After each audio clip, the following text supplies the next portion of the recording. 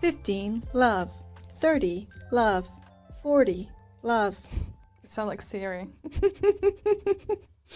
40, 15. I just want to get to deuce, match, point, advantage, Olivia. You sound Game, like Siri. set, match, Olivia. That's how I imagine it would sound if like an automated system was doing it. I don't know. Yeah. Does an automated system do it in tennis, or is it like an actual person on the mic? I don't know. It must be a person. I'm thinking like at Wimbledon they can't have like ChatGPT or because Siri. how would it know? Well, because I assume the umpire has like buttons that he like boops to make the scores go. Right. Well, I don't know. I actually don't know. For all the tennis fans out there, please can you confirm how they announce the scores and how they change them on the how they change the scores on the screen, and who reads it out? Is it Siri? Is it the umpire? Is it someone famous?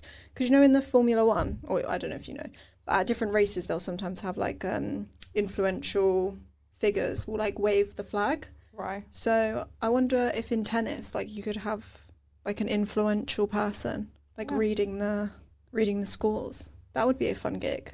Yeah, but I don't think that's the case though. I also don't think that's the case, but I think that would make it more fun. Though tennis is quite serious, I think. It's a bit more like... Also, it's like, I think, quite traditional. Yeah, especially like Wimbledon. Yeah. Like very, very, very traditional. So if you don't gather, today we are going to talk about tennis romance. Yeah. MMC romance. Our first one, really, in the book club world. Our first MM. Yeah. Yeah. Yeah, we did talk about the heated rivalry, but not on its own at this point. So today we are talking about The Open Era by Edward Schmit. Yeah, Edward Schmit, which is also a really big change for us because, well, I mean, I have never read a male author before. Yeah. So that was a first for me. Have you? At all? Well, I mean, maybe when I was like a kid. Right. But I don't think I have read a male author since reading as an adult. Mm-hmm. Or like the self-help books I read when I was like at uni and like the psychology, the psychological stuff. I think some of those were probably written by men, possibly. But since getting into like romance, romantasy, fantasy, like I have not read a male author like at all. Yeah. So, have you? Yeah. Who? Percy Jackson. Oh, yeah. I don't know how to pronounce it, but yeah. Yeah. A couple more, but that's the biggest one I would say. Mm. So that's a new one. Okay. It's I must say I was a bit. I mean, it's not really a spoiler. I was a bit surprised because it was quite mild. I think it was more YA, which is also quite interesting because there's lots of subjects there that I think can be quite comforting for someone of similar age. Yeah. And building on that, what would you say jumped out the most to you about this book? Just like off the bat, or just in general? Or do we want to maybe go to a quick summary? Let's clock into school, because there might be some people who haven't read the book and are quite brave to join a book club episode and let us spoil an entire book for them. And I do like it when you take on the teacher persona. So I'm quite happy to sit here and be a student for the next 90 seconds while you share with the class what The Open Era by Edward Schmit is about. Right. So this is about a guy called Austin, and he is a freshly professional tennis player. I don't know if we can call him professional because he makes barely any money for now. But we're entering the era when he climbs the ladder essentially, and he qualified for his first US Open. It's his first Grand Slam. That's how you say it, I believe. Yeah, I think so. If you say it with enough confidence, then it just must be true, you know? Yeah, just back yourself. So that's when we meet him. And another very, very important thing about him is that he is the first openly gay male player on such a high level. And everyone is aware of it because he is very much out. So a lot of people kind of focused about not only on his game, but just this kind of like whole persona and what does it mean for the history of tennis in general to have him there. I don't know what else is there to mention that's key. we know that his dad is dead, and his current coach is his dad's best friend. Yeah. And his financial situation is so bad that he doesn't even pay his coach salary. Yeah. And his coach also was a very, very professional, very, very good tennis player on a professional level, very high level. Mm-hmm. So he knows what's what. Yeah. Oh, and another thing that Austin also has anxiety disorder. Mm-hmm. So there's a lot for a guy, I'm not gonna lie. Yeah, he's going through a lot at the start. Do we find out right at the start that he has anxiety, or is that something that we kind of learn as we go? I can't really remember. No, I think it's quite early on that it's like 15% in when he he passes out the first time. Yeah, and he's in therapy. Well, he passes out right at the start. No, like 15% in. Oh, I thought you said 50. I was going to say it was like way before that. But yeah, so Austin, our guy, our main MMC, he's a troubled soul, but he's made it into the US Open. Was he was a wild card or something? No. Or he just made it? Yeah, he just made it. Good for him. So I would say... I don't know if you have wild cards in US Open. Do they not? I don't know. We're really not doing it for all the tennis fans out there. For any tennis fans listening, you should maybe just turn off now, because I honestly don't have any clue at all about tennis, to be honest.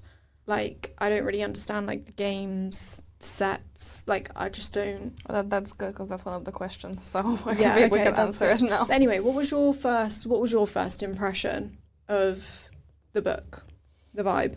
Yeah, it was very YA. Mm-hmm. Yeah. Which is fine. I think I just didn't... Something that was advertised as heated rivalry, but for tennis didn't really jump out to me as something that's quite mild. And he also appears... Austin comes across much younger than I think he is, because he's like 20. Mm-hmm. Yeah, I would agree with that. And he comes across very much like a teenager, and I think maybe it's also because over the weekend I watched the final installment of Heartstopper movie. And obviously they are at the age where they have their eye levels and stuff. Mm-hmm. So Austin very much seemed to me like Charlie from Heartstopper, and he's obviously a teenager, so that was very much the vibe. Yeah. I also was surprised at how young it felt, because it's not even just heated rivalry, they also reference challenges. Mm-hmm. Did you watch that in the cinema? No, but I know what it's about, yeah. And that's also like very adult as well. So yeah, getting to know him as a character, I was also quite surprised that it felt very YA, because that's not really what it was advertised as. And that's not a criticism, by the way. I actually I kind of enjoyed that it felt YA. Like, it pleasantly surprised me, I thought, because as we are all aware, I've been in a very dark place with the books I've been reading.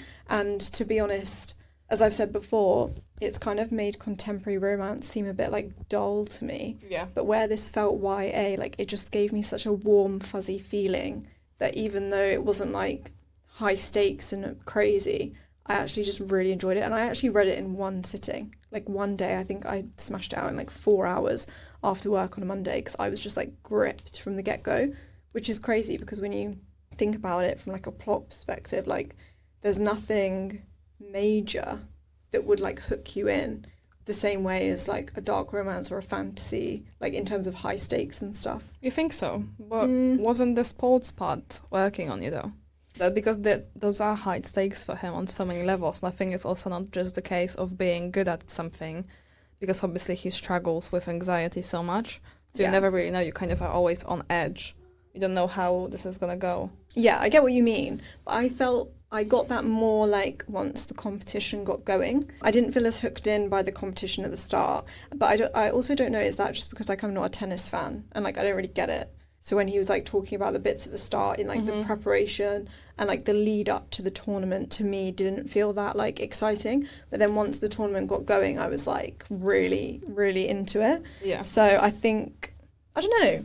I don't know. He just like nuzzled his way into my heart. Like, I just loved him. And that really surprised me. Like, that was such a pleasant surprise for me, I think. Okay. Fair enough. What would you say jumped to the most? Like, if you had to describe what is the story is about, what would you say it's about? Mm, Is it more of a coming of age, or is it more of a tennis story? Like, how would you describe it? I personally think that it's more a coming of age story, but like it uses tennis as a vessel Mm-hmm. to come of age, if that makes sense. Yeah. Because as you said, like he's already out, he's already kind of somewhat like dealing with his grief of his dad, and so from like the start you kind of feel like he solved a lot of those struggles. Yeah. But then the competition throws him like west with like anxiety about the competition and the pressure that he feels because everyone's putting this thing on him about how historic it is and how he's breaking barriers for gay players, and it becomes this really big thing. And then you also have the added complexity of when he meets Diego and he almost feels like he's being pushed back in the closet and then having to almost like go through it again. Mm-hmm. So I think because of that and like going through those developments, I would say it feels more coming of age, but the tennis is used as a way to put pressure on him to like force him through those things again. Yeah. In a way, because he's kind of already been through it and you don't see like what he went through as like when his dad died or when the issue that he had when he first came out with his friend. Like you don't live through that, but it's almost like the tennis makes him live through it again. If that makes sense. Yeah. What did you think? So I would agree about coming of age part, and also because like I think this is the thing that tennis is something that is his last lifeline, and it is not being kind to him, and it's just kind of like a moment of final trial to see what's gonna come out of it. Mm-hmm. Yeah. And yeah, it's the first time when he kind of makes it to such a high level. Yeah, for sure. Did you have any expectations? Because obviously we talked about the heated rivalry and challenges. Yeah, I think my only expectation came down to the fact that I was expecting it to be more adult, and what surprised me was how YA it continued to feel even knowing that he was out, because I think the fact that he was so confident to be out and stuff would, to me, like, I know it doesn't, but to me I associate that with like an older, more self-assured, like confident person, because obviously it does take a lot of courage to come out and to be like comfortable and to be in the public eye. So I think that surprised me that there was still that feeling, and for me that almost like conflicted with what I understood about him as a character versus like who he felt like to me. And I was expecting it to be a little bit more like gritty and a bit more like raw than it was, because obviously they go through stuff, but to me the book just felt kind of like a bit of a warm hug. Like it just made me feel warm and fuzzy inside, whereas I was expecting something to make me like really deep.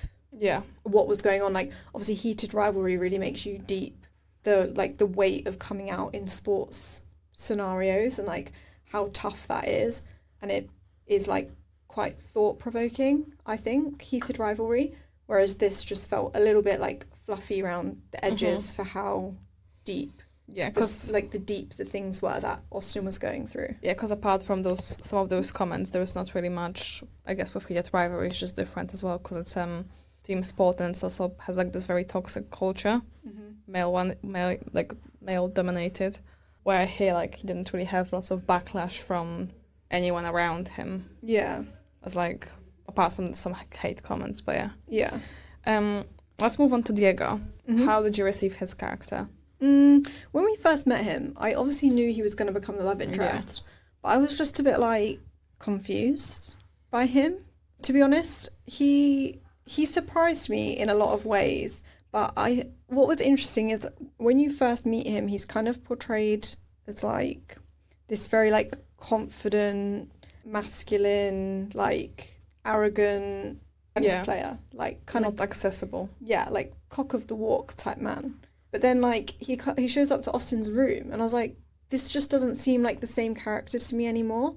So I did really like him, and he was endearing in a lot of ways when we meet him through Austen's eyes, like for real. But I just found his character a bit confusing because he was a bit here, there and everywhere. Yeah, I think it's a bit of a shame that we didn't see him a lot on court and stuff. Mm-hmm. Yeah. Because as you say, like everything we saw him through was Austin's eyes, and the same. I think this arrogance. I feel like that would fit the mold, what you usually expect. But at the same time, I don't know if he actually was arrogant, or if it was just like Austin putting him on a pedestal and being like, he's just so great and stuff. Because he didn't come across like that at all. So no, I agree. It was quite confusing. And he also Diego as well was supposed to come off like very confident, self-assured and stuff. But then, and he's obviously older as well than Austin. But then I felt like when he like showed up at his room, from that point onwards, to me, he just felt like a kid as well. Like he also didn't feel like an adult, which didn't make sense to me because he's supposed to be older, and like I get he was a bit confused about his sexuality or like not that confident about it. That's fine. But he just seemed young to me, which I felt a bit conflicting for how he's portrayed. Do you think that, obviously most of the romances we read are dual POV, do you think that it would have been beneficial to have Diego's, or do you think it just was fine as it is? No, because then the whole anxiety subplot wouldn't work, because we wouldn't worry with Austin. Yeah. Because we would know what Diego is thinking. Yeah. And that makes you spiral with him. Mm-hmm. So I don't think it would work. And also I think this internal struggles also would be different, like differently received. Yeah. Because it just takes courage for him to tell all of this to Austin. And I think that just emphasizes how difficult it is, instead of if we were just in his head. Mm-hmm. And just going it through him. So I think from whatever it was trying to do, the keeping those POVs separate was actually good. What would you say about the romance and like how, like the relationship in general? I thought it was quite interesting because Austin, it was almost like a reverse of the dynamic that they have in like the tennis world. Yeah. Because obviously Diego is like this hotshot, like one of the favourites to win the tournament. Like he's older, and again, just the confidence, arrogance. But then in like their relationship, Austin is the one who's like comfortable with his sexuality and confident and like all of that. So I thought that was an interesting flip of dynamic, but I did find it a bit difficult to believe, in the sense of, like, to me it just felt like a crush, even though I think that's an unfair thing for me to say, because I don't think it's supposed to come across like a crush.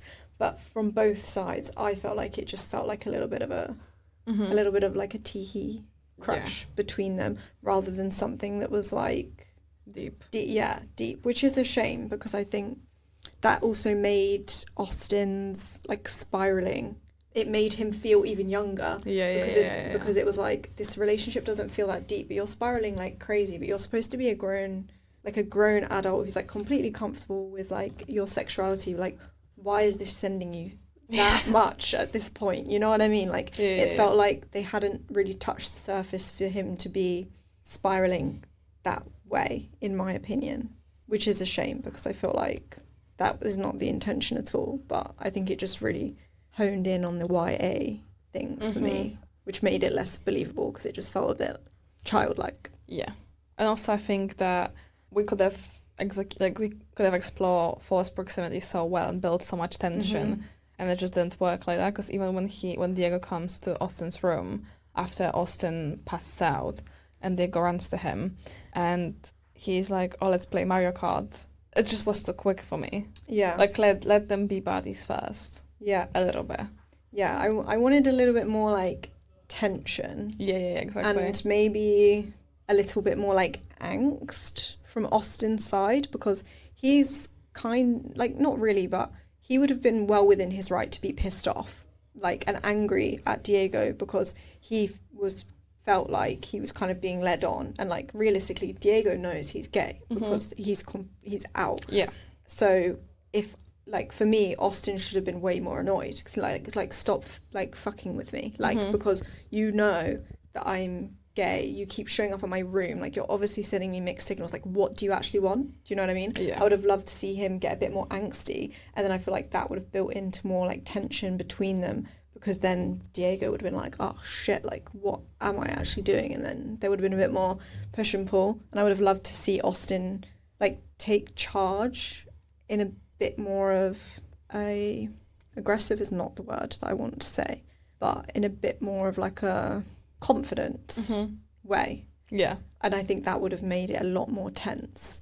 And then when they come to play each other, I would have literally been like, whoa, like this is crazy. Yeah.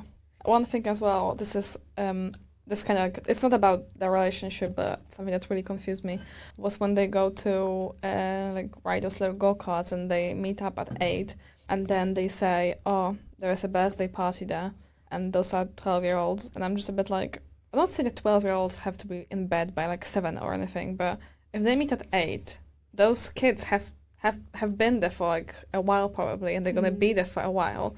Why there's a 12th birthday party so late in the evening? Yeah. And also, and just like these activities that they were doing together, like, the go-karting and then going in the helicopter, and like, it all just felt like the type of things I would want to watch in a romance film when I was like 16. Yeah. And like, that is fine. But like, I just think that for the subject matter, I just think we need something a little bit more gritty and like adult. And like, I'm not saying it doesn't need to be like spicy or anything, but like if he's early 20s, I want it to be realistic to what an early 20s year old. And like Diego was mid to late 20s. I think he was like mid. I don't Mid-ish. think his age was specified. We just know he's older. Like, and don't get me wrong, I know we all have our inner child, but you know, it there was a lot of inner child being outer child in a lot of their activities as well, which I think also just took away from a lot of the tension and like the stress of the situation. Because like, what do you mean you're so stressed right now about your sexuality and all this stuff, as in from Diego's side anyway, but then you're just like picking the boy up to take him like karting, like those things just don't make sense in my head. Yeah. I also think the fact that Austin had Robbie, who was basically like his babysitter. Yeah. And because they had such a close relationship, and I know that I understand the point of it and all of this, and I agree that it was good and worked, but I think that made him feel even younger, that he was like trying to hide from him and stuff. Yeah. So it was a bit like, I remember when I was at camps, when I was swimming, and I had to like hide from my coach or something. I was just, I was 12 years old, not 20, so. Yeah. So that was a bit strange. What did you think about like the tennis part of the plot and those scenes, like on court, and also the final game? I don't know, match? Game? Match? I don't know. Match, I think it's game. Yeah, game, set match. Okay, yeah. Match.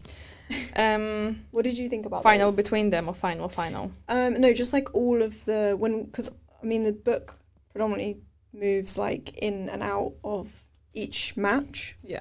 So how did you find it like when we were in the matches with Austin? Well, I've been watching tennis for a while now, and I'm still a bit confusion. I'm like Helen. I don't know what's going on. I'm confused. I know like what is game and how much you have to win the game and I understand all of game. That. Yeah, but it's still like, for example, when they're like game 4-3, and I'm like, what? I'm still a bit confused. Anyway, but I quite enjoyed the strategy, how they were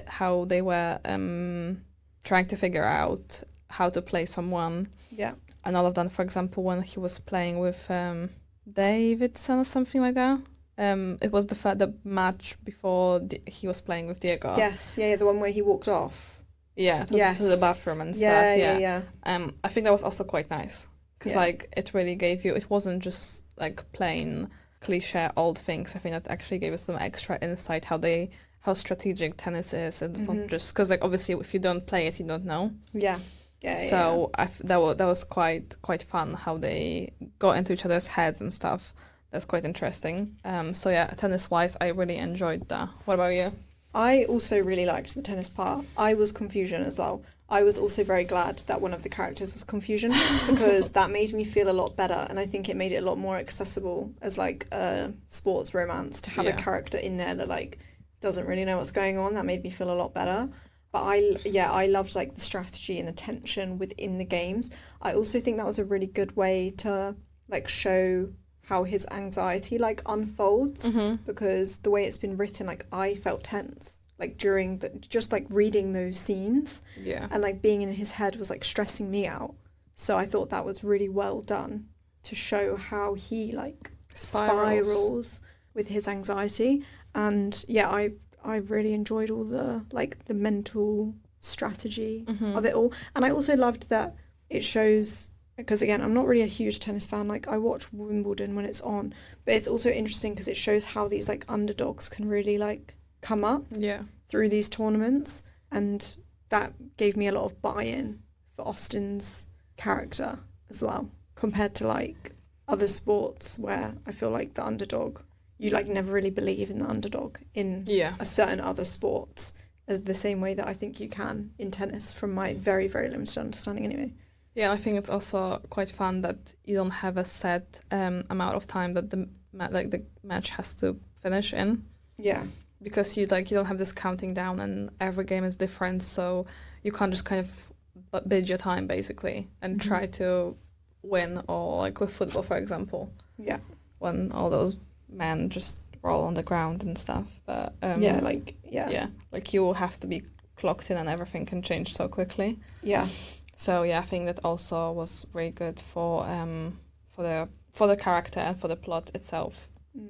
What did you think about all of the pressure that he had in like the tennis world? I do get it, but I think I can't be super sympathetic because he was just annoying me a little bit. When, for example, maybe it's just me because I don't have these struggles. But for example, when he's speaking to this woman from Nike, and she calls him the first gay male player, and he kind of lashes out. Yeah. I think also as someone who has a sister working in publicity, which his sister does, they need a story. Like, you know, it's quid pro quo. You're not amazing yet, so you have to have something else. Yeah. As an exchange. And at the same time, we don't have much background in terms of Nike, for example. We don't have the politics. But at the same time, isn't it good that big brand is not afraid of that? Yeah. Because they might get a backlash. So I feel like I would understand, for example, his outrage if they, for example, dropped a gay or a lesbian or a transgender athlete before, and they were trying to use him to like improve their image or something. But this one just, I mean, I get both sides, maybe this way. Yeah. But I feel like he was just very, very defensive and like on edge all the time. Yeah. And it was just kind of felt like it was just for the sake of it. Yeah. Yeah. That he was just so clocked in. And I think, for example, maybe it was more beneficial to lash out at the press than this woman who was trying to get you a deal. And like also, I also think it was just really hard for me to watch because also Robbie was then, obviously Robbie had such a sentiment to Nike, and Robbie was trying to talk him up. So I think this one particular situation, I didn't care when he was lashing out at the press, but this one particular situation with Nicole from Nike was just so annoying because like Robbie's really trying here, like you're not paying him, and you say you feel bad, but then you don't try to kind of do anything about this. So I get his pressure, and it was definitely hard. And obviously there was also kind of his connection with his dad who died, unfortunately. So I do get where this anxiety was coming from, but at the same time just sometimes felt like he was just trying to, like he wasn't trying to actually help himself, that there was so much lashing out, which again made him seem so much younger because he just felt like a stubborn teenager a lot of time. What about you? Yeah, I think I agree with you that it also made him seem younger, because the thing is, from the start he's so open and comfortable with his sexuality, so it really surprised me. Like, don't get me wrong, I know it's obviously shit to feel like you're not being chosen because of your merit as like an athlete, and you're being chosen because of like what you represent or who you are. But I also think like the way he expressed himself about it seemed misaligned to the fact that you're an openly gay player, like you're very comfortable with your sexuality. And for me, I think it made him seem like he wasn't like proud. And like obviously you don't have to be like singing from the rooftops or whatever, like, but just being like comfortable, like that you like that you are gay. And I think that because he was like lashing out so much, that again just made him feel slightly less self-assured.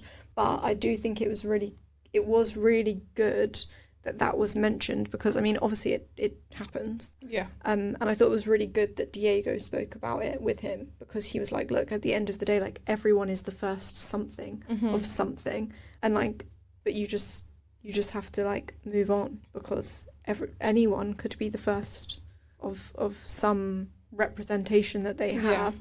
But I think it was a really useful tool to like lay on the pressure even more in the matches, and it helped with the anxiety there, because it's like he was trying to prove himself even more as an athlete, because he was like getting all this attention for the fact he's the first gay man, that he felt the need to prove like I'm actually here because I'm talented, and you should be watching me because I'm talented and not because I'm the first gay man. So I think it helped with that part of the plot.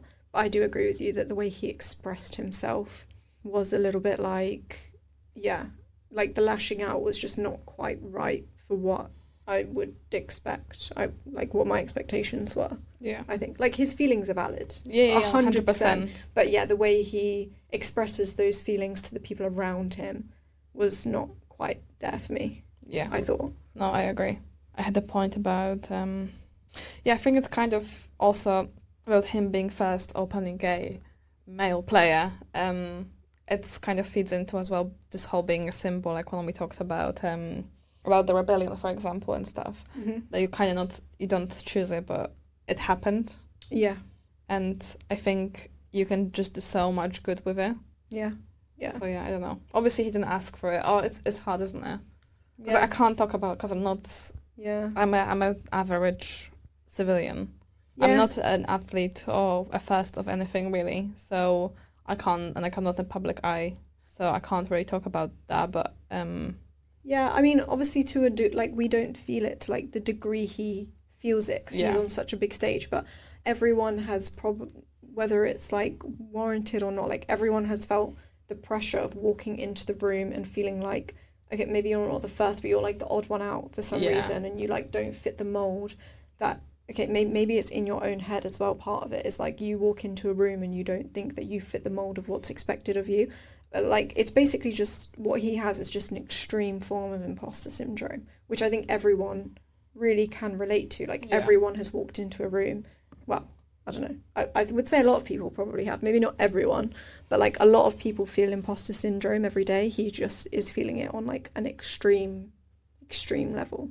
Yeah. With his situation. Yeah. And the anxiety doesn't help probably. So it's yeah, quite a complex character, and I think he was also very well constructed, especially for like YA novel.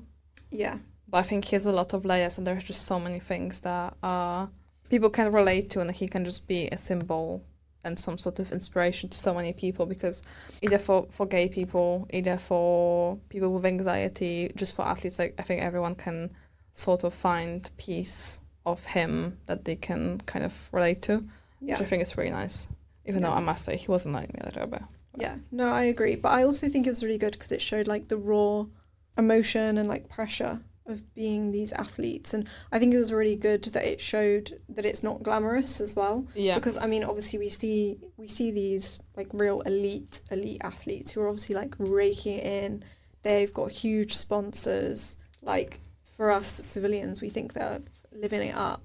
But then you've got someone who made it to US Open. Like me as a civilian, I think if you're in the US Open, like you must be doing pretty well for yourself. Yeah. But I thought it was really good at showing like the raw reality of what it actually means to be an athlete, and like a lot of it is way worse than we think and way harder, and there's way more pressure. Like it's not just winning a match, like you need this because you need to pay people, you know, and you need to have money. Like, so I thought that was a really good angle as well, that he was coming in lower on the rung. Is that the right word? Rung of the ladder? Is that what it's called? I think so. I'm going with it. Okay. Confident. Yeah, exactly. Yeah, exactly. What did you think about the culmination of the relationship between Diego and Austin? So the match.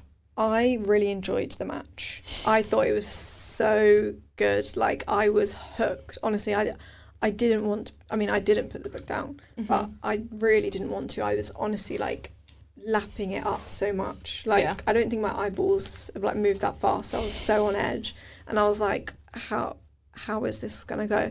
And I'm glad with how it unfolded, even though it was like tough and it was like sad for Austin what happened. But I'm also like, it was just so good. I have no notes on anything I would change about how that match unfolded, I thought. Did you have any predictions when you found out that they're going to play against each other?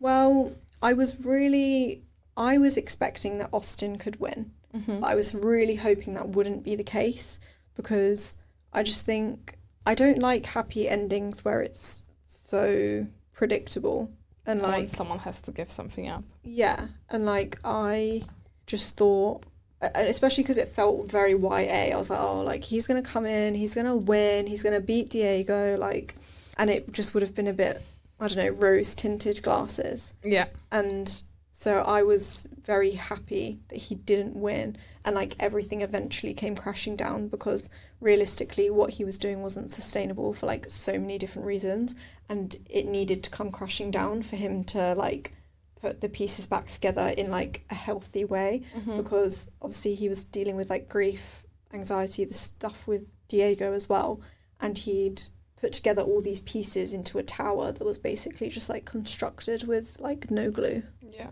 And it needed to topple down, you know. So I was really glad that that all happened. But then I also felt so sad for him, like, at the same time. But I think that needed to happen. And I also think it needed to happen to Diego as well, because I think if Austin had just, like, won, Diego wouldn't have had his, like, moment of reflection either. Mm-hmm. But him winning because Austin came, like, crumbling down, I think forced him to have that reflection as well. So I think that was definitely the right way for it to go, in my opinion. What do you think about then Diego losing at the end? I was also kind of happy about that. Yeah. I feel like it was really clever, because there was no way for them, as you say, it would be just so unrealistic to have both of them win, to have one of them win and then both of them live happily ever after. Because I feel like it would be just betraying those characters, that they are both so high-strung and so determined and so hungry for victory, to then settle like this. Yeah, I agree. And I think, Diego winning would have really left a sour taste in my mouth, because I don't, as you said, like, they both needed to lose something, and I would have been pissed off if Diego won, because I think he needed what happened to Austin to, like, mess him up enough for him to then come to terms with his own, like, shit. Yeah. Because he really just wasn't. He was just breezing through life, just doing whatever he was doing until that point. Yeah. And I think it was important for him to lose. Yeah, it was sad, though. I think it was, but it was the only right way, to be fair. I was actually quite impressed, because I didn't really know what to expect. Yeah, I was also impressed as well. Both of them losing, that was the perfect way for it to end. And I'm really glad it ended, like, on that note. Yeah, and neither of them really lost out of their own accord, like, not because someone wasn't good enough, because this one passed out, the other one was injured anyway. Yeah. So that was quite good as well, that they didn't take anything away from them, and I think it was just quite a raw realism as well, that sometimes sport is like that. Yeah. That is quite unforgiving. Yeah. And you have your one shot and you might fumble. Yeah. So I quite liked that. Yeah, I did as well. I felt a little bit toxic feeling like that, because I'm sure a lot of people would have preferred like a happier ending, but I don't really think that's the point of this book. Yeah. It's more like, in my opinion, it's more about like growth than living happily ever after. Yeah, I agree. And like, that you have to get up. Yeah. And take care of yourself and just like be true to yourself. Mm-hmm. What did you think about when Diego wins? What did you think about his speech at the end? Where he loses. Yeah. I didn't know he was going with it at the beginning. I mean, obviously he had, like, it had to be, I thought it's gonna just be a little bit more, like he's gonna like confess his feelings or something. Yeah. He doesn't really do that, which is fine. But I feel like it made it a little bit anticlimactic at the same time. Yeah. Yeah. If there was an epilogue, for example, when, it's next year or whenever, I think it was opens every year, but that they're playing against each other and like, that they smack to each other. Yeah. I would have loved that. Yeah. that they are together, but now they're playing against each other. I think that would be really fun, and like then leave it so we don't know who wins. Yeah. And what happens after. But I think it was like going up, and then just down. Yeah, I agree. I thought his speech at the end was good and it made sense. But I do think I wanted just like a little bit more. Yeah. Like maybe not a full confession, but like something that made it very clear as to like what was going on with him and Austin.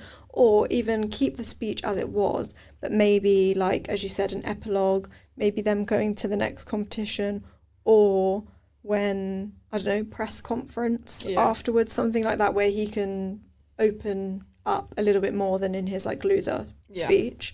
I thought that would have been good, because I agree, I was like really on the edge of my seat when he had the mic, and I was like, oh my god, this is it, he's gonna do something big. And then it was a bit like but then I suppose I'm in two minds, because then I also think if he had done that, it would have taken away from like what Austin did. Like it was Austin's moment to be the first like gay player at the US Open, and if he just like swooped in, I don't know, I'm conflicted. I mean, he kind of did, because he did say, oh, people like him, people like us.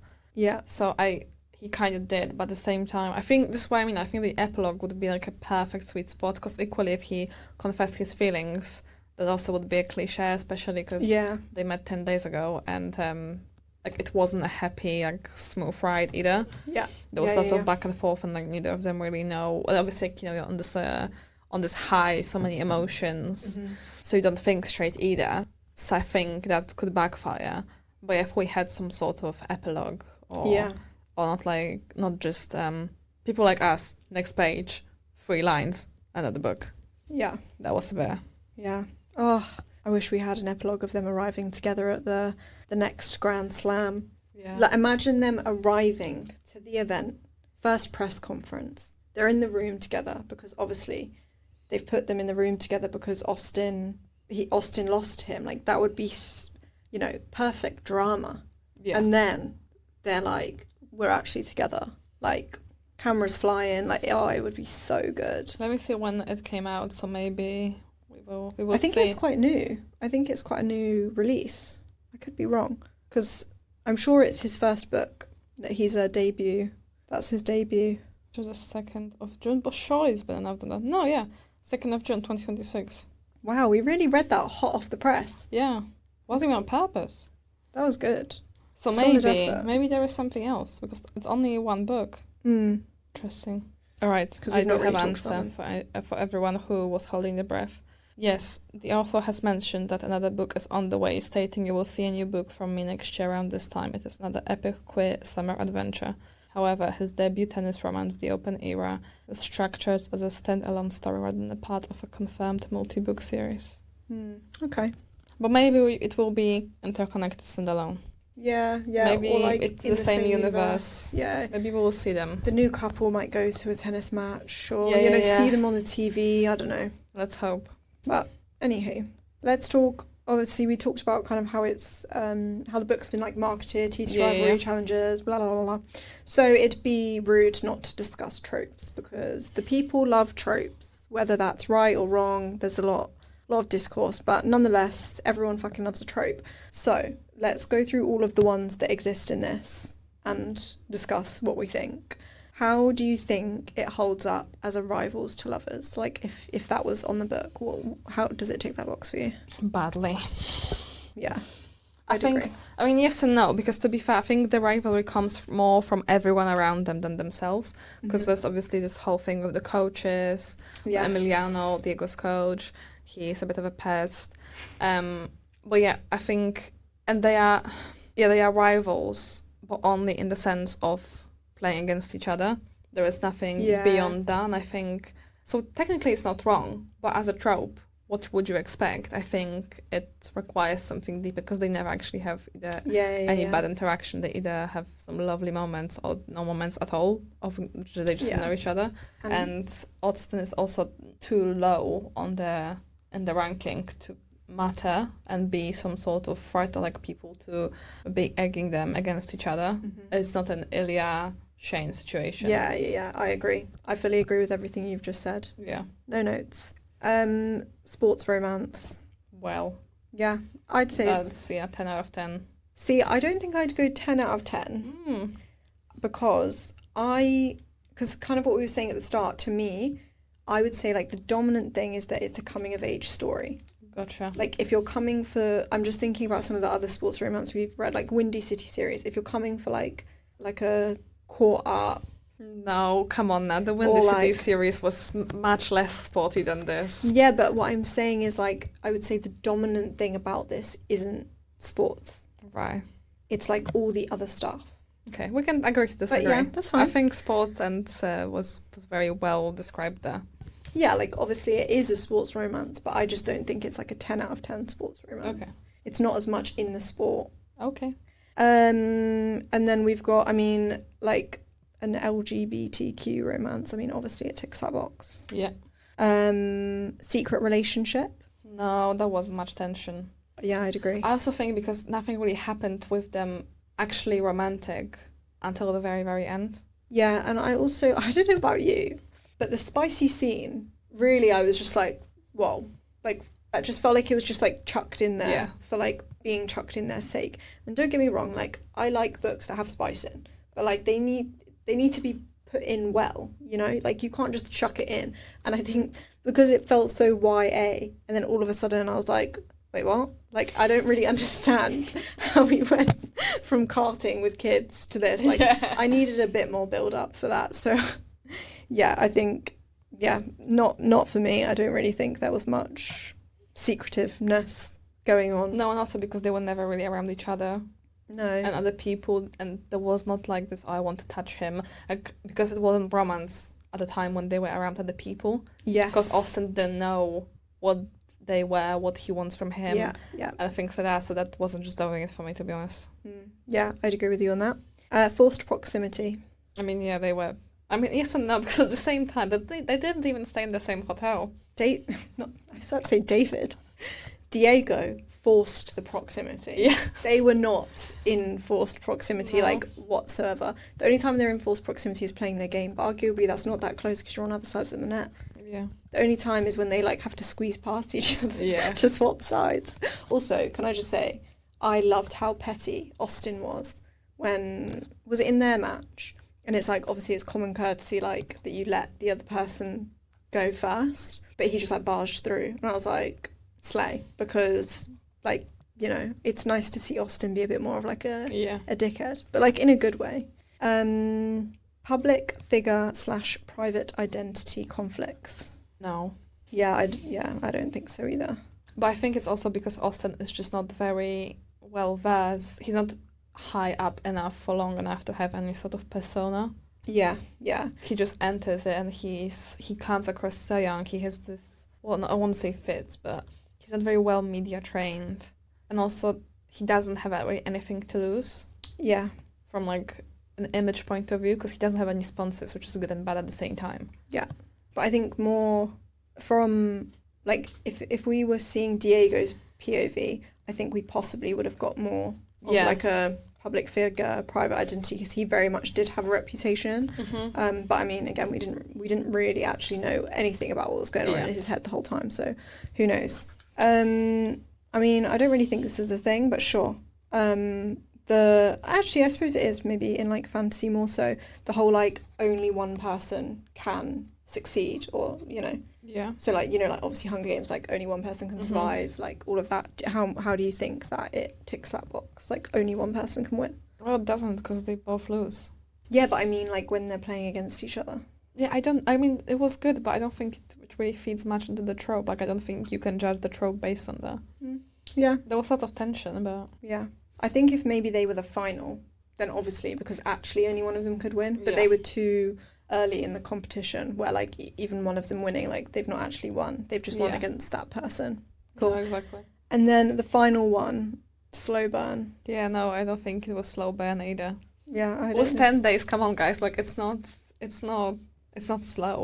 Yeah. I mean... Yeah, no, it's not slow. I'm right. Yeah, no, it wasn't slow. It wasn't slow. And it was like, I mean, again, who knows? Because we weren't in Diego's head. Yeah. And it ultimately did kind of come from him. Okay, so we would say the main thing is sports and coming of age. Is that how you would characterise this book? Yes.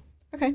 You heard it here first, folks. If you're looking for a sports coming-of-age romance and you're still interested even though we've just spoiled the whole thing for you, then you know exactly what you should be reading.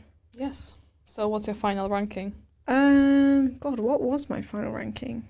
I need to have a look. Please, Hall's Caller. I gave this 4 stars.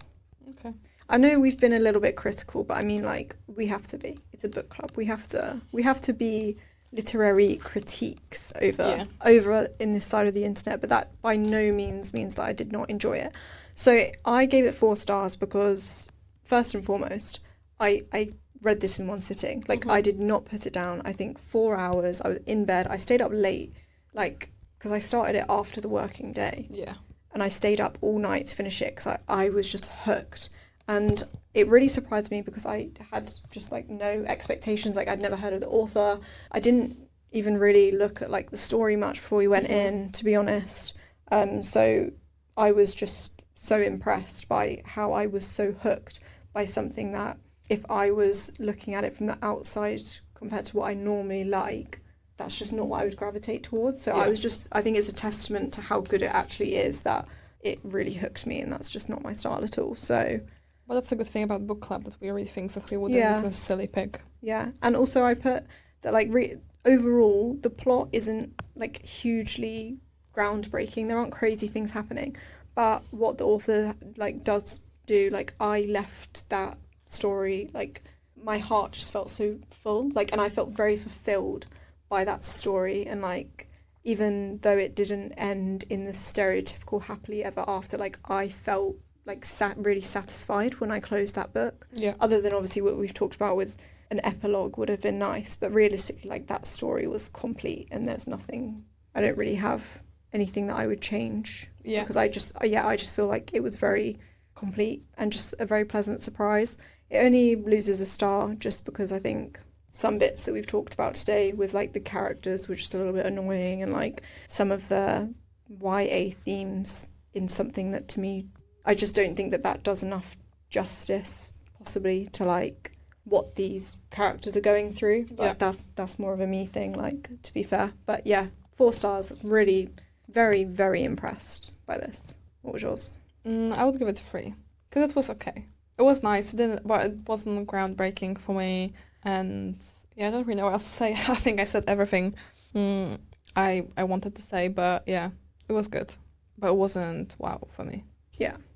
It ticked the box. It was an enjoyable read. I think it's an important read for sure. Mm-hmm. So yeah. Yeah. Well, I'd say this was a pretty successful book club, to be fair. Yeah, I feel like we don't get many of those these days. That's not true. I think the recent ones were good. It's like after April. Yeah. Okay, so talk to me. What are we reading in August? I don't know. I don't remember the name of it. Summer Ever After? Is that what it's called? Yes, I think so. I know Summer was in there. No, it's not this one because it's every summer after. I was so close. Just the wrong order of words. So talk to me. What is this? Why have we chosen it? What's happening? That's what they say. It's Every Summer After. Mm-hmm. It is a book about... I think it's like a second chance romance. It's about those two characters. It's going to be going over 6 years in one weekend, how it's described. So I presume it's flashbacks till 6 years ago, like throughout the 6 years, but everything actually is going to happen over the weekend. Mm-hmm. And it's about Persephone and Sam, who were friends. Ooh, okay. Long time ago. They were very, very close. And then Persephone made some sort of decision that she's punishing herself for. And they are reunited at Sam's mum's funeral. Oh, okay. And it's also now been adapted by Prime. We love an adaptation over here. We're really getting through them. So, we're going to read. Are we going to watch? We can watch. I don't know if it's a series or if it's a film, so can't tell you. I don't know. I saw it on my TikTok a lot. I think they did a PR thing I saw with some big book talkers. I think I could be making that up, but I'm sure I saw some, like, ads for it that some of the big book talkers did. But I'm really excited because, again, we love adaptations over here and we love being critiques. So I think if it is on Prime and it's a fairly low commitment. So it is a series. It was renewed on for second season, 8 episodes. Okay. So if anyone would like to watch. All right then. Well, we'll see you there. Actually, it will be August by the time this comes out. So Yeah. make sure you get it downloaded. Olive will update the book club on Fable, and we will see you sometime. That's on the 26th of August. To talk about... Sunrise and the Reaping. Is that what we've got? Yeah. Whoa. Oh my god, we do, yeah. The 26th of August. Sunrise on the Reaping. Oh god, it's coming to an end. I'm quite scared. I'm scared. But it's going to be fine. It's going to be fine. I'm going to read it soon. Yeah. I'll have the tissues there ready. All right then. On that note. on that lovely note. Love you, bye.